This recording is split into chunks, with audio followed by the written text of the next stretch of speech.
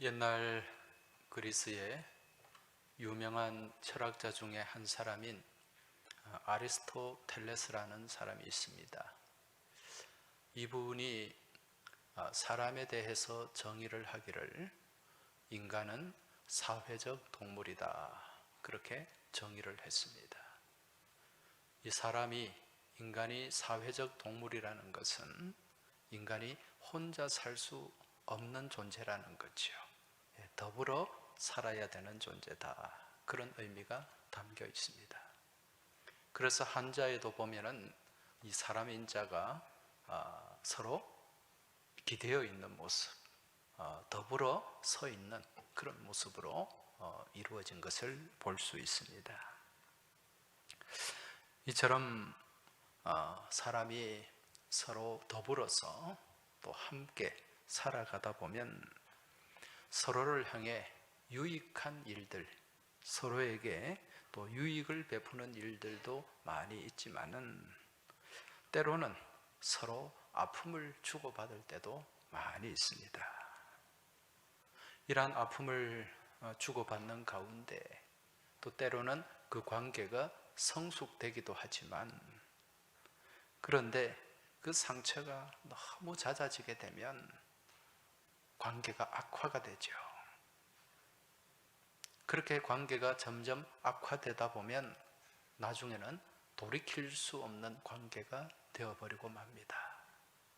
그러한 관계를 우리는 두 자로 뭐라고 얘기합니까? 원수라고 얘기하지요. 원수. 이 원수라는 말 한자로 보면은 원망할 원자예요. 그리고 숫자는 원수 숫자입니다. 서로를 향한 원망이 많이 쌓여가면 결국 원수가 될 수밖에 없다는 거죠. 이 한자로 원수 숫자를 보면은 참 재미가 있어요. 한자를 한번 띄워 주시기 바랍니다. 이 모양을 보면 잘 보이세요? 제가 띄워달라고 할 때는 좀 크게 띄워주시면 좋습니다. 저 원수 숫자를 한번 보시기 바랍니다. 저 단어가 말씀 원자에 위에 세 추자예요. 세 추자 두 개가 나란히 있습니다. 저게 원수라는 뜻입니다. 무슨 의미일까요? 이 말이 새 날개가 있죠. 날개가 있어서 날아가는 거예요. 말이 많이 날아가는 모양입니다. 그런데 어떤 말이 앞에 무슨 원망할 원자죠. 원망이 많이 원망하는 말이 많이 날아가게 되면 결국 무슨 관계가 된다? 원수가 된다. 그런 의미가 담겨 있습니다. 우리가 이 말을 통해서 이 사람이 서로 죽고 죽이는 관계, 원수 관계는 말에서 시작이 된다는 것을 알 수가 있습니다. 그래서 이 말이 얼마나 중요하며 또 말을 얼마나 조심스럽게 사용해야 되는가, 이걸 깨달을 수 있죠. 그래서 우리가 평소에 말을 함부로 막 해서는 안 돼요.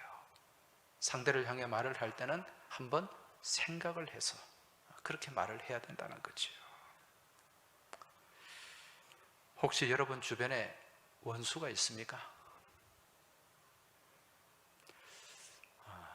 어느 교회에 출석하는 부부가 있는데 이 부부가 주일을 앞두고 토요일 날 대판 부부 싸움을 했어요. 그래서 이 부인이 굉장히 마음이 상해가지고 주일이 되었는데도 교회 갈 생각을 하지도 않고 그냥 이불을 뒤집어 쓰고 침대에 누워 있었습니다. 그래서 남편만 혼자 또 차려입고 그렇게 교회 예배를 갔는데, 예배를 마치고 집에 돌아오고 와서 남편이 이 부인한테 너무 잘하는 거예요. 집안에 설거지도 하고 청소도 해주고, 그리고 또 저녁에 또 달려가지고 우리 맛있는 거 먹으러 가자, 맛있는 저녁 식사도 사주고. 그래서 이 부인의 마음이 완전히 풀렸어요. 그래서 참 마음속으로 생각할 때 저 남편이 주일날 교회 가서 이 예배에 큰 은혜를 받았는 모양이다. 설교에 큰 감동을 받았는 모양이다. 이제 그런 마음이 들어서 주중에 이제 교회 목사님을 찾아갔어요. 그래서 조그만 선물 하나 사가지고 기쁜 마음에 목사님을 만나서 물었습니다. 목사님, 지난 주일 무슨 설교를 하셨어요? 혹시 설교 제목이 내 아내를 내 몸과 같이 사랑하라, 그런 제목이었습니까? 그랬더니 그 목사님이 대뜸 하는 말이, 아니요, 원수를 사랑하라였는데요. 여러분, 삶을 살다 보면 원수는 가까이에 있어요. 네. 가까이에 있는 사람과 불편한 관계를 맺을 때가 많다는 겁니다. 여러분, 나하고 관계가 불편하거나 원수처럼 지내는 사람, 대부분 어떤 사람들입니까? 가족 중에 불편한 사람들이 많아요. 친척 중에도 불편한 사람이 있어요. 자주 만나는 친구와 불편해지기도 하고, 얼굴을 매일 보는 회사 동료와 불편한 관계를 맺기도 하고, 또 평소에 자주 만나는 이 교회의 믿음의 교우 간에도 불편한 관계를 형성할 때가 많다는 거죠. 다 어떤 사람들입니까? 멀리 있는 사람이에요? 아니죠. 가까이에 있잖아요. 혹시 나하고 원수지간인 사람이 저기 미국이나 영국, 러시아에 있는 사람이 있습니까? 예? 밤마다 중국의 시진핑을 생각하며 막 이를 갈고, 북한의 김정은을 생각하면서 잠을 못 이루는 그런 분이 있습니까? 저 나의 원수, 내가 꼭 갖고 말리라, 그런 생각을 밤마다 하는 사람이 있어요? 그런 생각을 하면 병원을 가보셔야 돼요. 불편한 관계, 원수 관계는 먼 나라, 먼 곳에 있는 사람들이 아니라 나와 가장 가까운 곳에 있고, 또 가까운 혈족 중에 있다는 거죠. 어떻게 보면 내 가까이에 있기에 내가 가장 아끼고 사랑해야 될 그런 사람과 우리는 불편한 관계를 맺고, 심지어는 원수처럼 지내기도 한다는 것입니다. 자, 그럼 이런 원수를 어떻게 해야 될까요? 성경에서 예수님은 이 원수를 어떻게 하라고 말씀하셨죠? 마태복음 5장 44절, 45절, 우리가 너무 잘 아는 말씀이에요. 또 내 이웃을 사랑하고 내 원수를 미워하라 하였다는 것을 너희가 들었으나 나는 너희에게 이르노니 너희 원수를 사랑하며 너희를 박해하는 자를 위하여 기도하라. 자, 이 말씀이 나와요. 여러분, 이 말씀 너무 잘 알죠? 원수를 사랑하라. 근데 이 말씀대로 됐을까? 엄집사님, 말씀대로 돼요? 쉽지가 않죠. 신앙생활 하면서 이 원수를 사랑하는 것, 어떻게 보면 이 말씀을 지키기가 제일 어려울지도 모릅니다.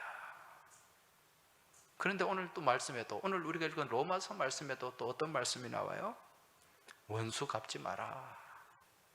원수가 줄이거든 먹이고 목마르거든 마시게 하라. 오늘 본문 19절 20절 다시 한번 보십시오. 내 사랑하는 자들아, 너희가 친히 원수를 갚지 말고 하나님의 진노하심에 맡기라. 기록되었으되 원수 갚는 것이 내게 있으니 내가 갚으리라고 주께서 말씀하시느니라. 내 원수가 줄이거든 먹이고 목마르거든 마시게 하라.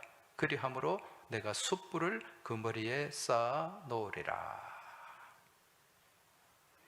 자, 이 말씀을 볼 때, 이 말씀 이해는, 지키기는 어렵지만은 이해는 다 돼요. 그죠? 원수를 사랑해라. 원수를 배려해라. 원수에게 선을 행하라. 그런 요지의 말씀입니다. 근데 여기서 이 말씀에서 잘 이해되지 않는 구절이 있어요. 무슨 말씀입니까? 네가 숯불을 그 머리에 쌓아 놓으리라. 원수가 줄이거든 먹이고 목마르거든 마시게 하라. 그렇게 하면 그 행위가 네 원수의 머리에 숯불을 쌓아 놓는 행위가 될 것이다. 여러분, 이 말씀의 의미가 뭘까요? 이 말씀을 두고 지금까지 아마 또 설교를 많이 들은 분도 계실 겁니다. 근데 대개 이제 이 고전적인 해석을 보면 네가 그 원수에게 사랑을 베풀고 선행을 베풀면 원수의 머리 위에 숯불을 쌓아 놓은 것과 같아서, 여러분 머리에 숯불을 이고 있으면 어떻습니까? 뜨겁죠? 뜨뜻하게 달아올라 가지고 그 원수가 크게 얼굴이 화끈화끈거리면서 수치를 느끼고 부끄러움을 느끼고 회개를 하게 될 것이다. 이게 전통적인 해석이에요. 자, 그런데 우리는 이러한 해석을 보면서 한 가지 의문을 갖게 됩니다. 그렇게 지금까지 삶을 살아오면서 나에게 해를 입히고 나를 힘들게 한 사람들에게 내가 선을 베풀었는데 그 사람이 그 잘못을 깨닫고 부끄럽게 여기고 회개를 하는 경우가 있는가 하는 것입니다. 물론 간혹 회개를 할 수도 있어요. 그런데 대부분의 경우는 자기가 뭘 잘못했는지 잘 몰라요. 양심의 가책을 느끼기보다도 무감각하게 살아가는 사람들이 대부분이라는 거죠. 상대가 잘못했는데 내가 선행을 베풀어요? 그러면 어떤 생각을 하는지 아십니까? 아, 그래, 나는 잘하고 있어, 내가 잘못한 게 하나도 없지, 스스로 합리화를 하고 정당화시킨다는 거죠. 그래서 이 해석에도 약간 무리가 있다, 이제 그런 생각을 가질 수가 있는데, 그럼 오늘 본문에서 말씀하는 이 진의, 주님의 진의가 무엇인가? 자, 우리가 이 말씀을 정확하게 이해하기 위해서는 숯불의 의미가 뭔지를 알아야 됩니다. 본문에서 말씀하는 숯불의 의미가 뭘까요? 성경에는 이 숯불이 모두 19번 나오더라고요. 그런데 이 숯불의 대부분의 의미가 무엇인가? 하나님의 임재를 나타내요. 하나님의 임재 가운데, 좀 더 정확하게 말씀드리면 임재 가운데 심판의 임재를 나타냅니다. 구약 에스겔 10장 2절에 보면은요, 이 말씀이 나옵니다. 그 속에서 숯불을 두 손에 가득히 움켜가지고 성읍 위에 흩으라. 숯불을 가득 움켜가지고 성읍 위에 흩어라. 이 성읍은 예루살렘을 얘기합니다. 예루살렘의 심판을 말씀하는 거죠. 시편 140편 10절에도 이런 말씀이 나옵니다. 그 뜨거운 숯불이 그들 위에 떨어지게 하시며 불 가운데와 깊은 웅덩이에 그들로 하여금 빠져 다시 일어나지 못하게 하소서. 이 말씀에도 뜨거운 숯불이 그들 위에 떨어져서 다시 일어나지 못하게 해달라는 탄원입니다. 무엇입니까? 하나님의 심판이죠. 자, 이러한 뜻을 놓고 볼 때 내가 악한 원수에게 베푸는 선행이 원수의 머리 위에 무엇을 쌓는 것이다? 심판을 쌓는 것이다, 이렇게 생각할 수가 있어요. 그러면서 내가 나를 괴롭히고 힘들게 하는 원수에게 선행을 베풀면서 말씀을 실천하면서 마음속으로는 내가 네 머리 위에 지금 하나님의 심판을 쌓고 있는 줄 너는 모르지롱 그러면서 그렇게 선행을 베푼다. 여러분, 이거 성경적입니까? 신앙적입니까? 이것도 아니에요. 자, 그렇다면 오늘 본문에 담겨있는 본래의 뜻이 무엇일까? 그건 오늘 본문 19절 말씀을 잘 봐야 됩니다. 자, 19절 다시 한번 보십시오. 내 사랑하는 자들아, 너희가 친히 원수를 갚지 말고 하나님의 진노하심에 맡기라. 기록되었으되 원수 갚는 것이 내게 있으니 내가 갚으리라고 주께서 말씀하시느니라. 자, 오늘 말씀해 보면 이 복수의 주인, 원수를 갚는 복수의 주인이 누구라는 말씀이죠? 하나님이다. 내가 복수의 주인이 되어서는 안 된다는 거죠. 여러분, 대부분의 사람들의 생각은 어떻습니까? 내가 피해를 당하고 내가 아픔을 당하면 그 안갚음을 누가 하리라? 내가 하리라. 내가 보응을 할 것이다. 그렇게 되면 복수의 주인은 누가 되는 거죠? 내가 되는 거죠. 그런데 하나님은 그렇게 말씀하시지 않아요. 복수의 주인은 너희 자신이 아니다. 내가, 하나님 자신이 복수의 주인이다. 이렇게 말씀하시는 거죠. 이렇게 말씀하시는 이유가 뭘까요? 여러분, 지난 2002년경에 개봉된 영화가 한 편 있어요. 우리나라 유명한 감독 중에 한 사람인 박찬욱 감독. 이 사람이 2000년도에 만들어서 개봉했던 영화가 공동경비구역 JSA. 다들 보신 분들이 많죠? 1000만을 넘겼으니까. 그 뒤에 2년 뒤에 영화를 또 만들었어요. 만들었는데 앞에 영화는 1000만을 넘겼는데 이 영화는 쫄딱 망했어요. 그 망한 영화의 제목이 무엇인가? 복수는 나의 것. 복수는 나의 것. 포스터 한번 보여주시겠어요? 아마 보신 분이 많지 않을 겁니다. 자, 이 영화를 보면은요, 그 내용이 어떤 내용인가? 이 영화의 주인공이 선천적으로 청각장애를 가지고 있습니다. 그리고 같이 사는 누나가 있어요. 누나는 몸이 약해요. 몸에 신부전증을 앓고 있습니다. 둘이 그래도 참 힘을 모아서 아등바등 사는데, 근데 누나가 이 신부전증이 악화가 돼요.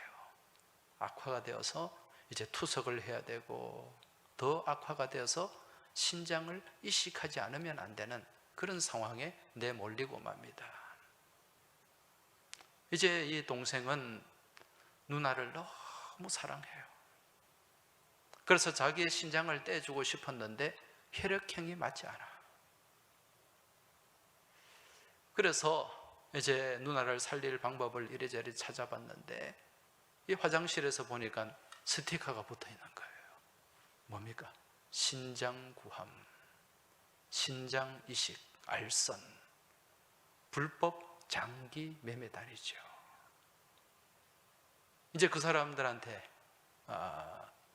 만나서 누나의 이 신장을 이식하려고 했는데 자기 신장도 떼이고 가지고 있는 전 재산 1000만 원밖에 되지 않아요. 이거 누나 신장 이식하려고 모아둔 돈인데 이것도 사기로 홀라당 다 날리고 맙니다.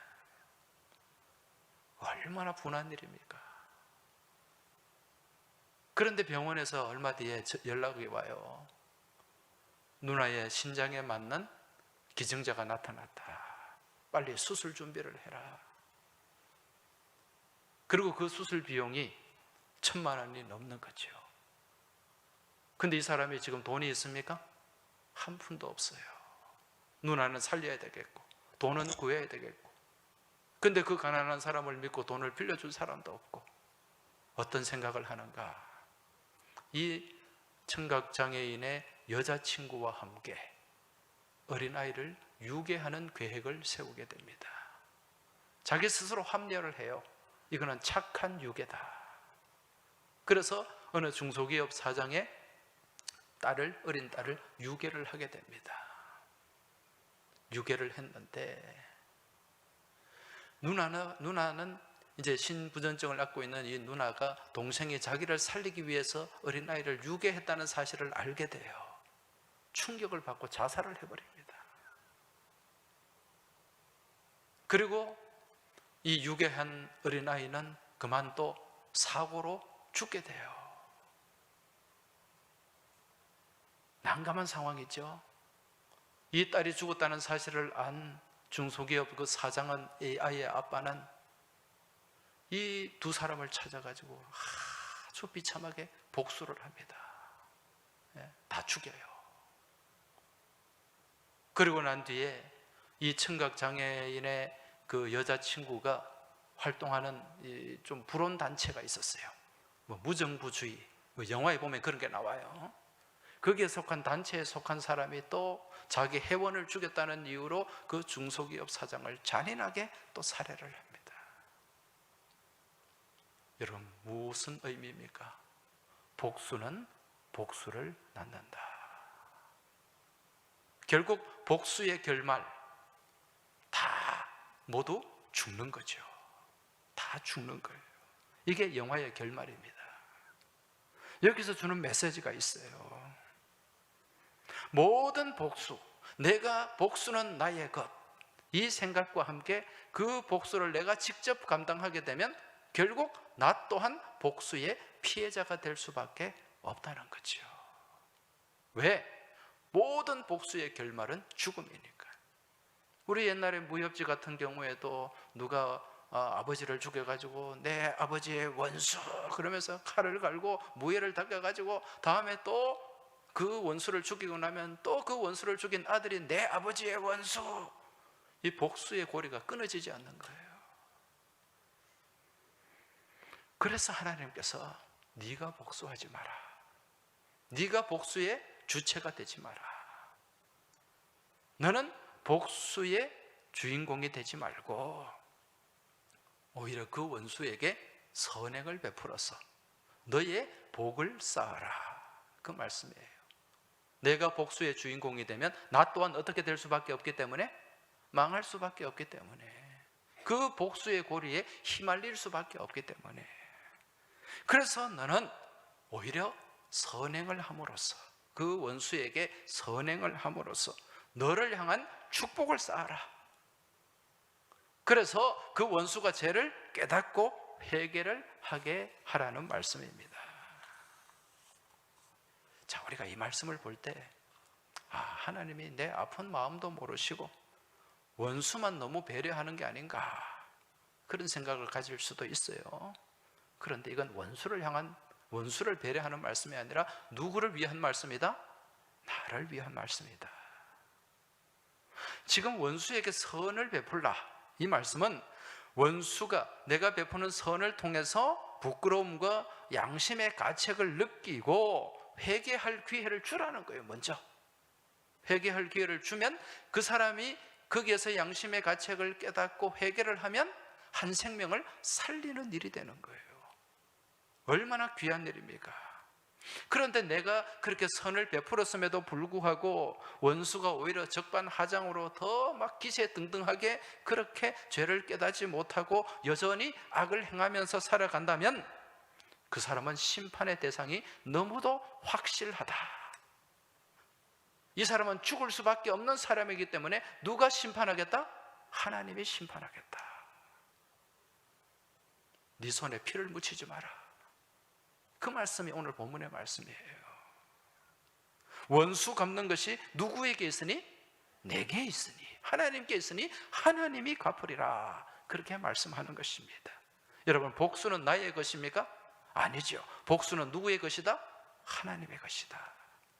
하나님께 맡기고 너는 오히려 선을 베풀어서 그 선을 통해서 그 사람이 회개하면 너는 한 생명을 구원하는 놀라운 일을 행하는 것이고, 그것이 나에게 무엇이 된다? 은혜가 되고 축복이 되는 거예요. 이해가 되십니까?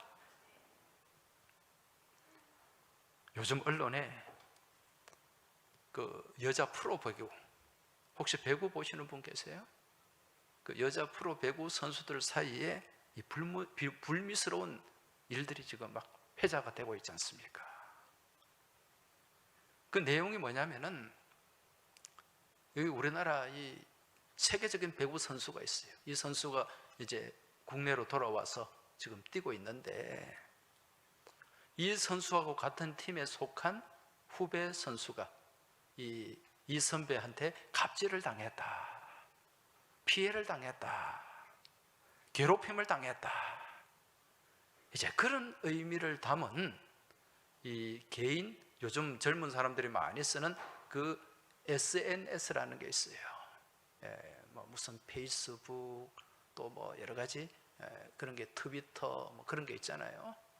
인스타그램이라는 그런 것도 많이 하고, 거기에 이제 그런 내용, 내가 지금 그 선배로부터 피해를 당하고 있다라는 그런 내용들, 직접 그 이름은 언급하지 않았지만 누가 봐도 알 수 있는 그런 내용들을 올렸어요. 그러니까 이제 그걸 본 사람들은, 아, 이 사람이 이 선배구나. 이 국내에 들어와 가지고 그 후배, 가냘픈 후배를 그렇게 괴롭히는구나. 막 그렇게 사람들에게 오해를 받았어요.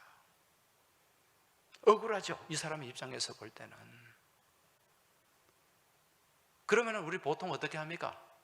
네, 아니다, 저 인간이 더 나쁜 인간이다, 제 후배지만은 아주 저 못됐고 저거 그 속된 말로 네 가지가 없다, 막 그렇게 대응할 수도 있잖아요. 막 그냥 진흙탕 싸움을 할 수도 있다는 거죠.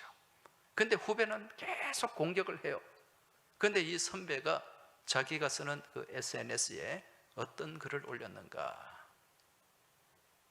거기에 보면 The best revenge is no revenge, 이런 말을 올렸어요. 영어인데 어려운 영어는 아니에요. 여러분, 리벤지라는 말이 뭡니까? 복수한다는 뜻이죠. The best revenge, 최고의 복수는 no revenge, 복수하지 않는 것이다. 그런 말을 올렸더라고요. 그러니까 대응하지 않는다는 거죠.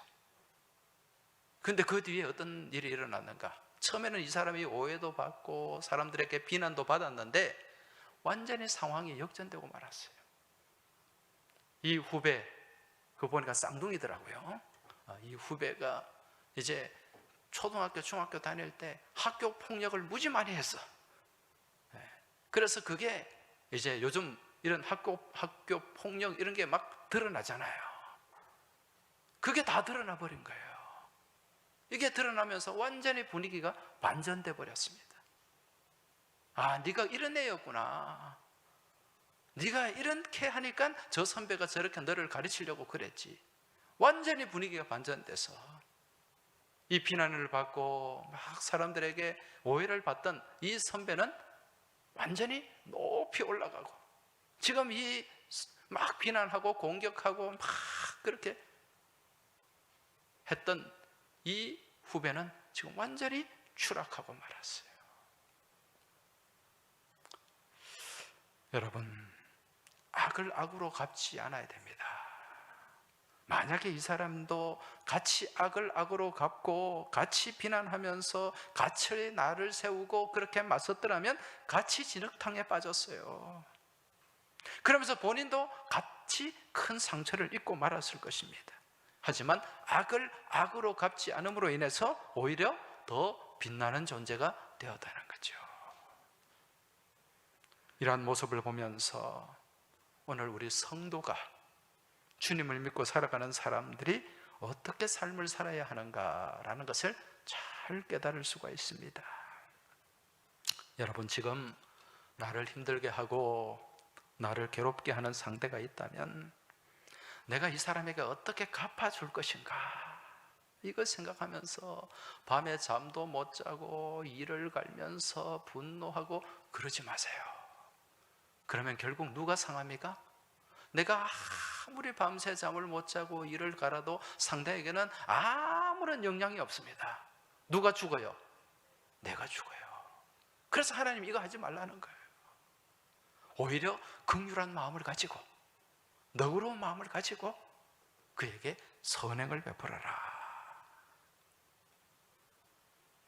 여러분, 그러면 내 마음, 내 아픔 다 아는 하나님 아버지께서 그 마음을 헤아리시고 오히려 나를 더 높은 승리의 자리로 이끌어 주실 줄 믿습니다. 여러분, 사실은요, 우리가 그런 사랑을 받은 존재예요. 무슨 얘기인가? 본래 우리와 하나님과 나와의 관계는 어떤 관계였어요? 원수 관계였어요. 무엇 때문에? 죄와 허물 때문에. 우리는 이 하나님과 원수된 마귀에게 속해 있었잖아요. 우리는 진노의 자식이었습니다. 그런데 우리 하나님은 우리를 어떻게 하셨어요? 긍휼히 여기시고 우리에게 십자가 사랑과 은혜를 베푸셨잖아요. 그 사랑에 우리가 감격하고 감동하고 회개하면 우리는 살 수 있어요. 그런데 그 사랑을 깨닫지 못하고 여전히 죄의 길을 걸어가면 결국 무엇을 당할 수밖에 없다? 심판당할 수밖에 없다. 오늘 본문은 이 말씀입니다. 원수를 사랑하신 분이 우리 하나님이에요. 그 원수 사랑의 혜택을 가장 많이 입은 사람이 누구라고요? 나 자신이다. 그 십자가 사랑으로 오늘도 우리는 살아가고 있다는 것입니다. 여러분, 오늘이 무슨 주일이죠? 사순절 첫 번째 주일입니다. 이 사순절 기간에 여러분 주님의 사랑을 나누시기 바랍니다. 주님의 말씀 붙잡고 말씀하신 대로 선행을 베푸시기 바랍니다. 그 주님의 사랑 안에서 나를 힘들게 하고 나를 아프게 하고 나를 괴롭게 하는 그 상대를 위해서 기도하고 그를 향해 주님 말씀대로 선을 베풀며 나아갈 때 우리 하나님께서 승리의 높은 자리로 우리를 세워주시고 우리를 복되게 하실 줄로 믿습니다. 이러한 말씀 안에 살아가는 복된 사순절 기간이 되길 주의 이름으로 축원합니다. 기도드리겠습니다. 하나님 아버지, 저희가 받은 사랑이 너무 많고 그 사랑이 큰 사랑임에도 불구하고 깨닫지 못하고 어리석게 살아갈 때가 많이 있었음을 고백합니다.